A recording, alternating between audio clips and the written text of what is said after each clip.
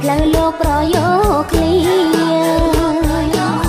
តម្រាខ្លីវែងព្រៃព្រឹកធី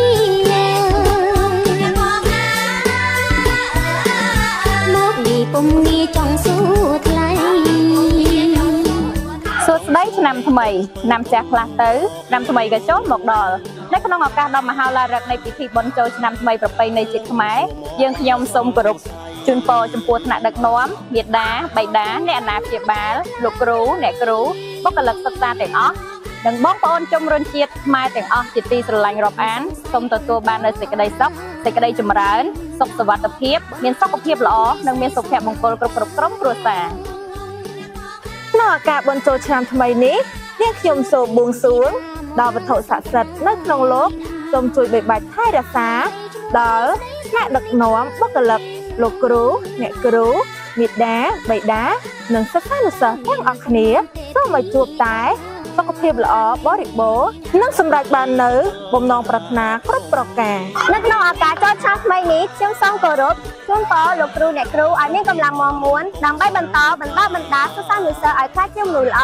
ក្នុងនាមជាគ្រូបង្រៀននាងខ្ញុំសូមជូនពរដល់សិស្សានុសិស្សទាំងអស់ក្នុងឱកាសឆ្នាំថ្មីនេះឲ្យជាឆ្នាំដែលពោរពេញទៅដោយឱកាសថ្មីនិងទទួលបានភាពរីកចម្រើនព្រមទាំងទទួលបានលទ្ធផលល្អក្នុងការសិក្សាអូនជូនពរឲ្យប៉ាម៉ាក់មានសុខភាពល្អអូនស្រឡាញ់ប៉ាម៉ាក់ក្នុងឱកាសពិធីបុណ្យឆ្នាំថ្មីនេះខ្ញុំសូមជូនពរឲ្យអមពុំមេទាំងអស់គ្នាមានសុខភាពល្អនិងធ្វើដំណើរទៅណាមកណាប្រកបដោយសុវត្ថិភាពសួស្តីឆ្នាំថ្មីជូនពរឲ្យអ្នកគ្រូមានសម្រស់កាន់តែស្អាតក្នុងឱកាសដ៏មហោឡារិកនៃពិធីបុណ្យចូលឆ្នាំថ្មីប្រពៃណីជាតិខ្មែរឆ្នាំម្សាញ់ខ្ញុំសូមគោរពជូនពរដល់លោកនាយកលោកគ្រូអ្នកគ្រូទាំងអស់នៃសាលារៀនបញ្ញវន្តខ្មែរមេដាបៃតាអាណាព្យាបាលនិងសិស្សានុសិស្សទាំងអស់សូមជួបតែនូវសេចក្តីសុខចម្រើននិងសម្រេចបាននូវបំណងប្រាថ្នាគ្រប់ប្រការក្នុងឆ្នាំថ្មីនេះក៏សូមជូនពរឲ្យម៉ាក់ប៉ាមានសុខភាពល្អនិងរកស៊ីមានបានកូនស្រឡាញ់ម៉ាក់ប៉ាខ្លាំងណាស់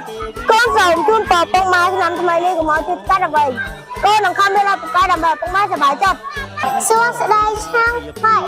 ជូនពរឲ្យម៉ាក់ផាសុខភាពល្អក្នុងឆ្នាំថ្មីនេះក្នុងឱកាសពិធីបុណ្យចូលឆ្នាំប្រពៃណីជាតិខ្មែរខាងមុខនេះសូមគោរពជូនពរពុកម៉ែបងប្អូនលោកទទួលទានមានបានទាំងអស់គ្នា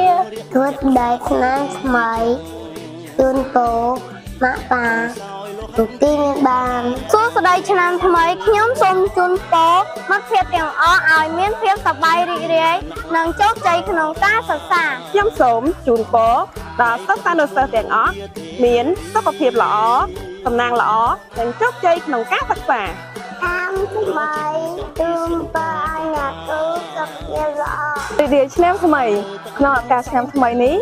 សូមនាំមកនូវសេចក្តីសុខសេចក្តីចម្រើននិងភាពជោគជ័យទៅដល់សិស្សានុសិស្សទាំងអស់គ្នា